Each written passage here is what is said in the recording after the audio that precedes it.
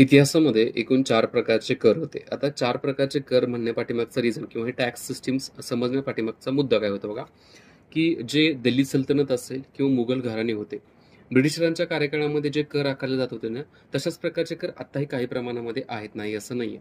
But हा मुघलांच्या कार्यकाळामधील किंवा दिल्ली सल्तनत जे सुलतानशाहीच्या कार्यकाळामधील एकूण 4 प्रकारचे कर होते. आता त्याच्यामधला पहिला कर जो होता ना, हा जजिया कर. आता जजिया कर कशाला म्हणण्यात आलेला आहे, की त्यावेळेला मुस्लिम साम्राज्य होतं, म्हणजेच मुस्लिम सल्तनत होती आणि या मुस्लिम सल्तनतीच्या माध्यमातून हिंदूंचं संरक्षण केलं जात आहे. या आधारावरतीच हिंदूंच्याकडून काय केलं जात होतं, तर एक संरक्षण कर घेतला जात होता. त्याला जजिया असं म्हणण्यात आलेलं आहे. ओके, हा दिल्ली सल्तनतच्या कार्यकाळामध्ये आहे. मुघलांच्या कार्यकाळामध्ये पण होता. काही कार्यकाळ अकबर जे होते ना, त्यांच्या माध्यमातून हा जजिया कर बंद केला होता. बट औरंगजेबाने पुन्हा तो चालू केला. पहिला जजिया कर.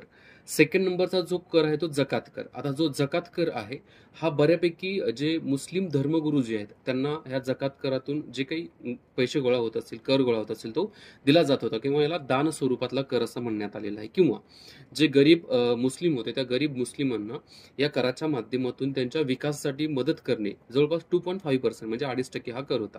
हा जकात कर होता ना. त्याच्यानंतर तिसरा जो आहे तो खम्स कर. आता खम्स कर म्हणू शकत नाहीये, बट समजा एका साम्राज्यातून किंवा एका बादशाने दुसऱ्या साम्राज्यामध्ये आक्रमण केल्यानंतर तिथली लूट केल्यानंतर त्या लूटमधील 1/5 नंबरचा जो हिस्सा आहे, म्हणजे 5th नंबरचा जो हिस्सा आहे ना, तो हिस्सा काय केला जात होता, तर सुलतानाकडे जात होता किंवा जो काही बादशाह आहे त्याच्याकडे जात होता. त्यालाच खम्स असं म्हणण्यात आलेलं आहे बघा. आणि 4थ्या नंबरचा कर जो आहे त्याला खिराज असं म्हणण्यात आलेलं आहे.